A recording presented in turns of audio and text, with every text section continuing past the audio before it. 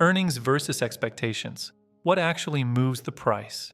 When investors look at why a stock moves, the first thing they usually check is earnings. Did the company beat or miss expectations? Did revenue grow? Were profits higher than last year? But over time, many people realize something puzzling. Strong earnings do not always lead to rising stock prices, and weak earnings do not always cause stocks to fall. This is because stock prices are not driven by earnings alone. They are driven by the gap between expectations and reality. The most important idea to understand is that markets are forward-looking. By the time a company reports earnings, investors have already formed expectations about those results. Analysts publish forecasts, management provides guidance, and market participants interpret trends in the economy and industry. All of this information is reflected in the stock price before earnings are released. When earnings are announced, the market is not asking, "Are these numbers good?" It is asking, "Are these numbers better or worse than what we already expected?"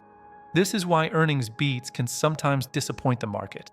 A company might report higher profits and solid growth, but if investors were expecting even stronger results, the stock can fall. Conversely, a company might report weak earnings, but if those results are less bad than feared, the stock can rise. Prices move based on surprises relative to expectations, not absolute performance. Expectations are embedded in valuation. When a stock trades at a high valuation, it implies optimism about future growth, margins, and execution. That optimism raises the bar for earnings results. In these cases, even good numbers may fail to justify the price investors are already paying. When expectations are extremely high, the risk is not bad earnings. It is not being good enough.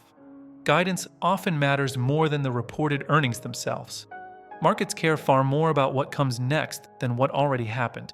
If a company reports strong results but offers cautious guidance, investors may conclude that growth is slowing. The stock may fall even though the recent quarter was strong.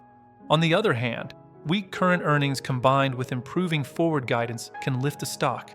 Markets trade the future, not the past. Positioning also plays a critical role. Ahead of earnings, many investors buy in anticipation of positive results. When those results arrive, some investors sell to lock in profits, regardless of how strong the numbers are. This behavior is often described as buy the rumor, sell the news. When enough investors try to exit at the same time, selling pressure pushes prices lower, even after an earnings beat. Macro conditions can amplify or override earnings reactions. During periods of tightening liquidity, rising interest rates, or economic uncertainty, markets become more sensitive to risk. In these environments, even strong earnings may not be enough to drive prices higher.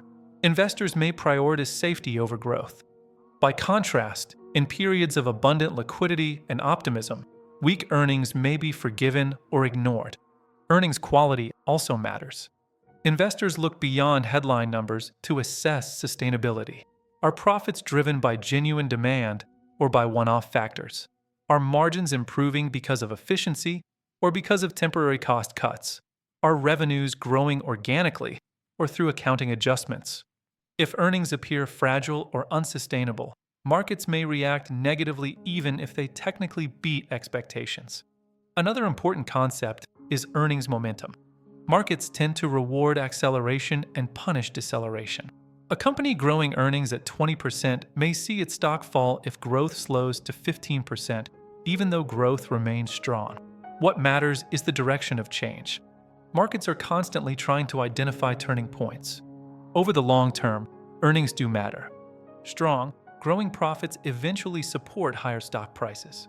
But in the short term, price movements are driven by expectations, valuation, sentiment, and positioning. Earnings are just one input into a much larger pricing mechanism. This is why focusing only on earnings numbers can be misleading. In summary, earnings move stock prices only when they change expectations. Markets react to surprises, future outlooks, and how results compare to what was already priced in. Understanding this distinction helps investors avoid emotional reactions and better interpret market behavior.